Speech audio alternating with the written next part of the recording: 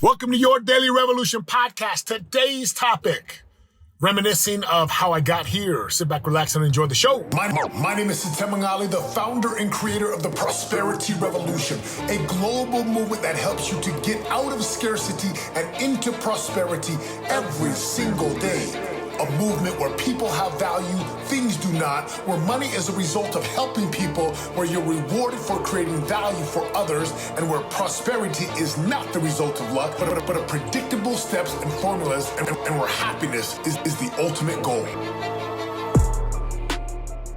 Welcome to your Daily Revolution podcast. I want to say thank you for listening to the podcast. What a beautiful, beautiful time to be alive. Yes, there's political unrest and there's riots and there's craziness. And at the same time, there are massive blessings and benefits and results and children being born and people getting married and people starting businesses and entrepreneurs crushing it and impacting other people, creating real value. So no matter what the media tries to throw at you, be not afraid, only believe. Those are the words of a man by the name of Jesus. So I want to say thank you for listening. Thank you for being here. Be not afraid, only believe. Be not afraid, only believe. So listen, you're here on the Your Daily Revolution podcast. What's this whole podcast about? I want to actually take you back to kind of some earlier days and how this all started. So I come out of the NFL in 2003. I'm like officially done, hire. I hang up the cleats and I'm like, what do I do? And it's the spring of 2003. I came home from one of the practices. I was like, okay, I'm done. Like, I can't even walk. I don't want to have surgery. I was very prayerful and, counseling with God. And God, what do I do? And I just want to do the right thing. But I knew it was time to hang up my cleats and just move on. And I remember thinking to myself, what do I do with my life? Now, deep in my heart and soul, I wanted to do what I do today. Inspire, teach, coach, train, own multiple businesses, have incredible cash flow, make a real difference for people, help people to build awesome careers and have a job and a way to support their family. And I wanted to live my purpose. And I did not know how to get there. The internet was still very, it was in early stages. Social media had not really came onto the scene quite yet in 2003. We're talking almost 20 years ago. And I jumped into mortgages. Now, mortgages were great back then. It was like owning a printing press. We could print money. Having an abundance of money in mortgages led me to real estate. And every job in the core, my core heart, my soul, it was like, I want to be like a Tony Robbins, a Jim Rohn, a Stephen Covey. I want to be like a Zig Ziglar. I want to be one of these guys that motivates and inspires and coaches and trains and teaches and just really change lives. And in 2006, kind of at almost the peak, we were coming upon the peak of that time for us. Financially, we got a lot of money in the bank. We got brand new cars, brand new big homes. I'm just married. We have a child my wife is with child pregnant. And I remember writing this phrase down in my journal. And that phrase was, unleash human potential. That was a phrase that I'd heard from Stephen Covey, author of 7 Habits of Highly Effective People. Unleash human potential. And then I met another mentor who we talked about people are assets. And then we talked about, money being a result of value creation. And all of a sudden, all these things within inside of me began to be awakened. And I remember back then just thinking, man, if I could just be a coach and speaker and then obviously run the businesses that I want to run, if I could just, right? And then of course the crash happened. And even when we crashed, I never forgot what I really wanted, which was to coach, to speak, to train, own my own businesses, make a difference, leave a legacy for my children, my grandchildren, make an impact upon the world, to make my mom and dad proud, to make my wife super proud, to make my sons super proud, so that I could really be what I was supposed to be when I was born. I came from heaven, or whatever your beliefs are about where we came from before this earth. So the crash happens. And then 10 years ago, In 2011, Setema gets recruited to knock doors. Again, I had sold the Super Bowl ring. Bald like a baby. Sold a Super Bowl ring. Do you understand what it's like to have your cars repossessed? To have a big old fat home with brand new cars and like be kind of strutting around town like for a few years, like money is not a problem. And then the crash happens. And then it's like, it's so embarrassing and so humiliating. That was where I was. I was embarrassed. I was like, oh my gosh, like how in the world did this happen? What is wrong with me? And then I started to beat myself up, and then shame and guilt and disappointment and depression and darkness and all these things took place. I filed a bankruptcy. Yes, 2011 or 2010, I was bankrupt. Like chapter 7, wiped it clean.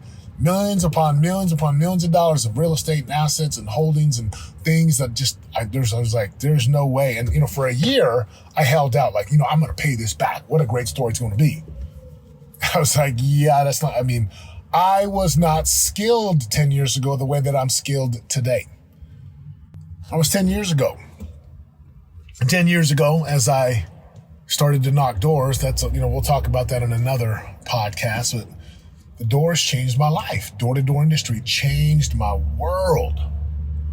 So whenever people say, Setema, man, look what you're doing. You live in SoCal. You have awesome clients.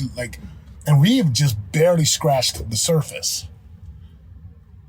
We haven't even really gotten started with my businesses, with my business partners and what we're doing. Like it's just starting. So why do I bring this kind of those beginning parts up? Because you got to understand something. If you are an entrepreneur, if you are a business owner, if you have dreams to do some big things, right? If you have dreams and desires, then the path to get where you really want to go, it is so freaking hard. Don't let anybody out there tell you it's so easy, because it's not. It takes so much work, so much, people like, how did you get here? I'm like, oh my gosh. I could go back to high school football and the work I was putting in on the field, and college football, and then a 2-year mission I served for my church, and then 5 shoulder surgeries at BYU. And then, even my time in New England, there's so many lessons and experiences. So, the purpose of this podcast is just to help you guys out there understand. Like if you are building something, a business, portfolio, income, like if you are building something and you're up to something big and you have employees and team members and you have payroll and you've got all kinds of crazy taxes that all the business owners got to pay. Like if that is you, congratulations. You're playing the game. Like you're in the game. Don't ever minimize what it took for you to get where you are. And there's 3 things I want to just tell you in this podcast. Number 1, you've got to stop and celebrate. Oh man, you got to celebrate. And I call this celebrate and appreciate. Celebrate how far you've come. Celebrate like all of the progress in the journey. Celebrate it and then appreciate it. To appreciate something means it goes up in value. To appreciate, like, hey, my property appreciated. It's appreciated. Like, it means the value goes up. It means you really do care about like what you've done. You value it. You don't dismiss it. You don't minimize it. You don't just, discredit it like, yeah. No. When I see gold medalists, Super Bowl, NBA champions, when I see people who live in fat homes, driving expensive cars, traveling first class, or they're on their private jets, when I see people whose family, and this is not just money, when I see a couple who are so close with their children, right? And there's a connection and a trust, and that family is just operating at such a high level. And I see people whose bodies are carved and shaped and in shape and muscular and fit, and they can run, whether they're doing a bodybuilding show, a triathlon, an Ironman, a Spartan, a Tough Mudder, a 5K, 10K, half marathon. Like that tells me that the person has paid a significant price. So what you want to do is celebrate and appreciate. What inside of your world can you celebrate and appreciate today? That if you did, it would give you energy. It would give you greater ambition and vision. What today inside of your physicality or spirituality or relationships or even your business can you just celebrate and really say, I acknowledge what we've done here. Like, I really acknowledge what we've done because it's significant. It's amazing to me. So look, that's the first thing I just want you to consider, okay? Just consider that for a moment. Okay, just consider if you would just stop and celebrate and appreciate, stop and smell the roses. Just appreciate what you've done. Because if you do, it'll give you strength, it'll give you power to move forward, to continue to do the work. That's the first thing. And I continue to celebrate and appreciate what we've done in our little tiny business. And I say little tiny because we're still small. There's a lot of work to do. We're just scratching the surface. We're just getting started. So celebrate and appreciate. You could post it on social media. You could go and express it to your team or to your spouse. You could go out for some ice cream, as we love to celebrate with my family. Let's go get an ice cream cone. And that's always kind of how we celebrate. Or we just really acknowledge the people when my sons have a great game, or they get good grades, or they get the part that they tried out for, or he becomes president, whatever that is. Celebrate and appreciate. When you do that, like entrepreneurs you got to do that. Okay. The second thing I want you to do, step back and cast a greater vision. What do you want for your life? Where are you trying to get to? What are you trying to achieve? What are you wanting to accomplish? What's the destination? What do you want and why does it matter? What do you want and why does it matter? What do you want and why does it matter? Yeah, look, if I'm repeating something, it's very important.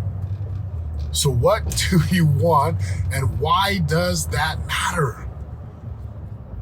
One of the biggest downfalls or pitfalls where people who achieve a lot and accomplish a lot is they get pretty complacent.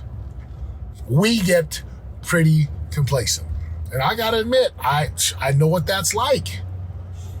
You see, when your back is against the wall, like mine was 10 years ago, and you're fighting and trying to build something from scratch, and you don't have much money, and your self-esteem is low, and then you go have some success, and then you build on that success, and then you build on that success, and all of a sudden you find yourself, like myself, living in Southern California in a beautiful area.